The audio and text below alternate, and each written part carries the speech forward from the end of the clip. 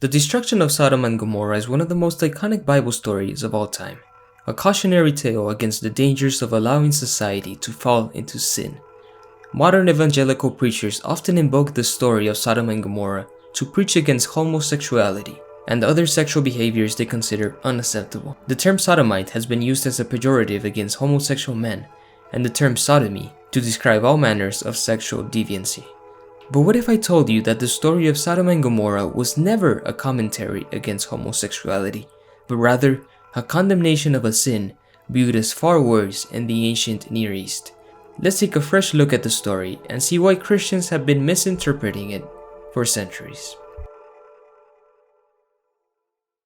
So what was the sin of Sodom and Gomorrah? If you ask most Christian apologists, they will be quick to say that the main sin of Sodom was homosexuality. For example, GodQuestions.org, one of the most popular apologetic websites, claims that homosexuality was the principal reason why God poured fiery sulfur on the cities. So, to get a better idea of all of this, let's take a look at the story. We find it in Genesis 18. Abraham receives the visit of 3 men who are actually angels in disguise, and he treats them with great hospitality. Once the men get up to leave, they tell Abraham that God has heard the outcry against Sodom and Gomorrah because their sin is so grievous. The men say they will go down and check the city to see if things really are as bad as they heard. The 2 angels arrived at Sodom in the evening, and Lot was sitting in the gateway of the city. When he saw them, he got up to meet them and bowed down with his face to the ground. "My lords," he said, "please turn aside to your servant's house. You can wash your feet and spend the night and then go on your way early in the morning." "No," they answered, "we will spend the night in the square." So Lot is the only man who offers the visitors any type of hospitality. This was the expected custom in the ancient Near East, just like Abraham did with his 3 visitors. Hospitality was sacred to the writers of the Hebrew Bible, just like it still is in many Middle Eastern countries today. But the angels insist to sleep in the city square. But he, that is, Lot, insisted so strongly that they did go with him and entered his house. He prepared a meal for them, baking bread without yeast, and they ate. Before they had gone to bed, all the men from every part of the city of Sodom, both young and old, surrounded the house. They called to Lot, "Where are the men who came to you tonight? Bring them out to us so that we can have sex with them." Lot went outside to meet them and shut the door behind them, and said, "No, my friends, don't do this wicked thing. Look, I have 2 daughters who have never slept with a man. Let me bring them out to you, and you can do what you like with them. But don't do anything to these men, for they have come under the protection of my roof." This is quite a wild story, but it shows some fascinating things. Here we see the sharp contrast between Lot and the rest of the men. Lot received his guests with the best hospitality, but the men of the city are the complete opposite. They want to abuse their visitors by engaging in a Hebrew term which literally means getting to know, which most Bible translates as having sex with. Lot is so distressed at the prospect of losing his visitors to this violent mob that he offers up his own daughters instead. Yikes. "Get out of our way," they replied. "This fellow came here as a foreigner and now he wants to play the judge? We'll treat you worse than them." They kept bringing pressure on Lot and moved forward to break down the door. But the men inside reached out and pulled Lot back into the house and shut the door. Then they struck the men who were at the door of the house, young and old, with blindness so that they could not find the door. Again, the theme of violence against foreigners is very clearly emphasized here. The men of Sodom know that Lot is not originally from the city, so they threaten to hurt him as well. That is the very opposite of hospitality. You know the rest of the story. The angels blind the men of the city, Lot and his family are evacuated, Lot's wife turns into a pillar of salt, and God rains fire and sulfur upon the twin cities.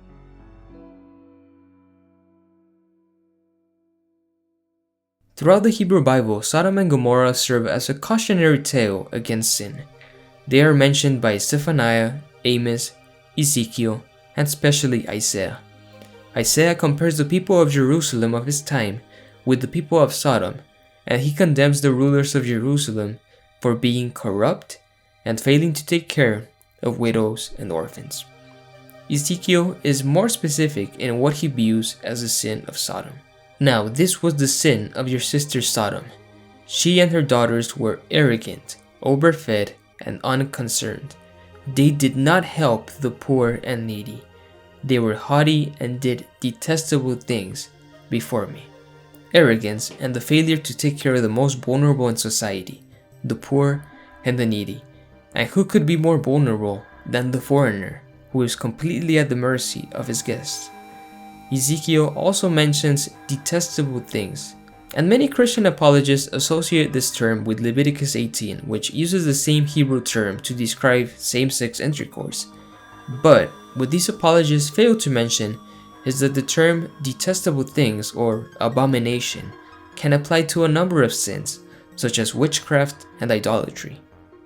I'm gonna leave a reference down below for you if you want to learn more about the word abomination in the Bible, because it's used for a variety of customs that the Israelites considered taboo. But the thing is, Ezekiel makes no direct reference to homosexuality, neither do Isaiah or any of the other Old Testament prophets. Rather, taking into account all these verses we've seen, it seems that the sin of Sodom was actually pride, a lack of hospitality, a failure to take care of strangers. That the sin of Sodom is a lack of hospitality is made more clear when we see the story surrounding it. Remember the original story we read about Abraham taking care of 3 men who were actually angels, and of course his nephew Lot doing the same thing with his 2 visitors in Sodom? Well, this is the Bible writers trying to make a distinction between the righteousness of Abraham and Lot and the wickedness of the men of Sodom. These men of Sodom were wicked, not because they were homosexuals, but because they failed to extend hospitality, and not only that, they were actively hostile towards their guests. In the book of Judges, we actually find an eerily similar story that repeats Genesis 19 almost beat for beat. A Levite man and his concubine arrive to Gibeah, a town in Benjamin, and he is received by a kind stranger who urges him to not sleep in the city square. That night, the men of the city surround the man's house and demand him to hand over the visitors so they can basically gang rape him. The host, just like Lot did, offers up the woman of the house instead. But unlike the story of Genesis, this time they actually throw the woman outside into the streets and she is basically abused all night until she dies. Yeah, it's a horrific story, but we see that the author of whoever wrote Judges 19 wanted to draw clear parallels between Sodom and the city of Gibeah. But notice how the crime of the city is exactly the same one as the sin of Sodom, that is, the abuse of foreign visitors. The men of the city were wicked, not because they were homosexuals, but because they failed to extend their hospitality to the foreigner, just like in Sodom. So, if the Hebrew writers did not use the story of Sodom and Gomorrah as a commentary against homosexuality, why do so many Christians today read it in that way? Well, it's mainly due to their interpretation of 2 New Testament verses. The first one is found in Jude 7. In a similar way, Sodom and Gomorrah and the surrounding towns gave themselves up to sexual immorality and perversion. They serve as an example of those who suffer the punishment of eternal fire. The original Greek uses the term going after strange flesh, which most Bibles translate as sexual immorality. But some particularly bad translations use the term homosexual acts, which is definitely not mentioned by Jude.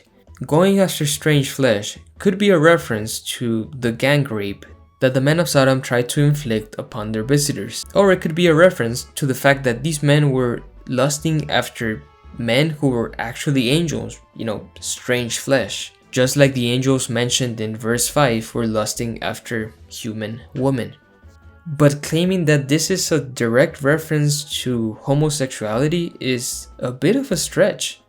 Sadly, throughout history, rape has been used as a show of dominance. It happens all the time in war and tribal conflicts.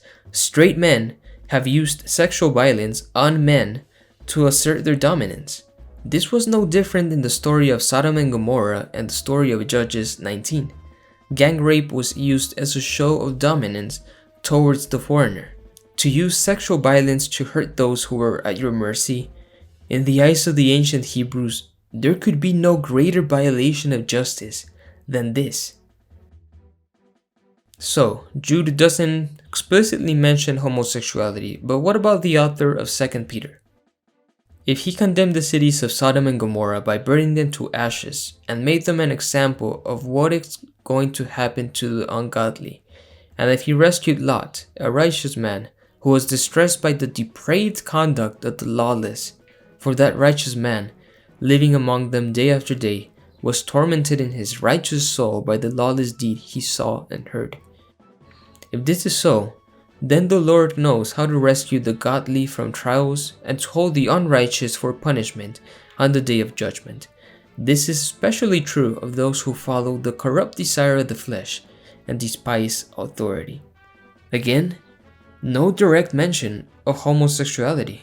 The author of this letter states that the unrighteous were to be punished for their corrupt desire of the flesh, their despising of authority, and their abuse of celestial beings. Now, Christians could interpret this phrase, corrupt desire of the flesh, to mean homosexual relations, but throughout the New Testament, the desire of the flesh is more broad and also include things that are not of sexual nature, such as jealousy and divisions. So was sexual immorality one of the sins of Sodom? Yes, of course, because they used sexual violence to hurt people. But the point I want to get across is that this sexual sin was never the focus of the original story. The original story focused on the mistreatment of strangers, not on the sexual orientation of the men of the city. So what can we learn from all of this? I think it's safe to say that neither the Old Testament nor the New Testament writers used the Sodom and Gomorrah story to condemn homosexuality. As we saw with Ezekiel, the principal sin of Sodom was pride and the failure to extend hospitality to strangers. That was the original meaning of the text. That's what the authors were trying to convey. Christian writers like Jude and the author of 2 Peter would later interpret the Sodom story as also a condemnation of sexual immorality and lawlessness. But nowhere in the Bible is the Sodom story used as a direct condemnation of homosexuals like Christian apologists do today. Curiously, the Bible barely even talks about homosexuality at all, much less than the Christian apologists would like you to believe. The only condemnation of homosexuality in the Old Testament is found in Leviticus, twice. You shall not lie with a man as you lie with a woman. But the reason the Hebrews condemned men sleeping with men was because this was taboo in the ancient Near East culture they were surrounded in. But guess what was also taboo in ancient Hebrew society?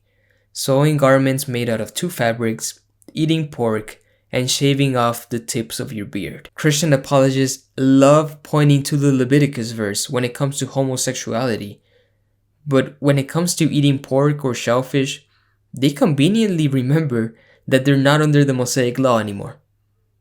Why is it that the apologists will focus on this one verse in Leviticus to condemn homosexuality, but then conveniently ignore the rest of Leviticus when it comes to practicing things that they don't consider taboo anymore in their own culture? I think that's the very definition of cherry picking, and it's kind of mind-blowing to me. And guess what? The rest of the Hebrew Bible stays completely quiet on the issue of homosexuality. Yeah, you're not gonna find anything else talking about it. What about the New Testament? Well, being gay was such a big sin that apparently Jesus never even spoke about it. The only one who condemns homosexuality is Paul in Romans 1:26 and 1 Corinthians 6:9. But the reason Paul condemns homosexuality is somewhat similar to why Leviticus condemned it. Because to Paul, it's taboo for a man to penetrate another man. And it's much more complicated than that. I think it would take another whole video to talk about the sexual ethics of Paul. Maybe I will make one in the future because it's a really fascinating topic. But just to say, Paul condemned homosexuality for very different reasons than the modern apologists do. And I think this topic and the analysis of these verses deserve much more scrutiny. And there's much more nuance to the Greek terms that Paul is using. But this video is about Sodom and Gomorrah. And the story of Sodom is so powerful because it can be used to attack any ideology we don't agree with. I mean, Jesus himself used Sodom and Gomorrah to illustrate what would happen to the towns that did not listen to his ministry. And modern evangelicals have taken this story, which, as we have seen, is originally a condemnation of pride, and have reinterpreted it to condemn homosexuality. And the damage this rhetoric has inflicted on gay Christians is probably unmeasurable. But I hope I have shown you so far that this was not the intent of the original authors, nor was it the interpretation of the Hebrew prophets or the early apostles. Sodom and Gomorrah is a condemnation of pride and the failure of a city to take care of the stranger, which is a lesson a lot of modern evangelicals conveniently fail to grasp. Of course, Christians from the beginning have been taking Old Testament stories and reinterpreting them to suit their beliefs, which is fine. It's how religions operate and evolve after all. But I hope as years go by, more and more Christians give themselves the liberty to view these stories through new eyes, to open their minds and take a fresh look at what the original authors were trying to convey. And hopefully, they can be more open to dialogue with their peers from the LGBTQ community.